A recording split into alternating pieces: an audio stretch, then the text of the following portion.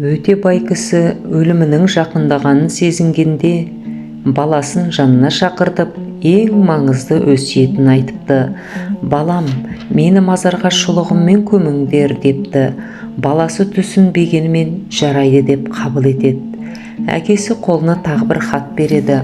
«Мен өлгеннен кейін бірінші қиналған кезіңде хатты ашып оқы» дейді. Күндер өтіп, ажалы келген әкесі жан тапсырады. Ал бұл кезде баласын бір ой мазалап жүреді.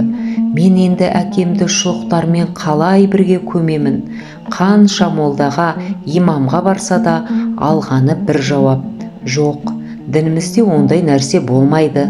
Бала шарасыз отырғанда есіне әкесінің бірінші қиналған кезінде ашып оқы деп берген хаты түседі.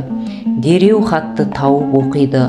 Хатта былай жазылған екен: «Балам, байқағаныңдай, мен мұнша бай болсам да өзіммен бірге бір шұлықты да алып кете алмадым. Енді қалғанын өзің ойлан».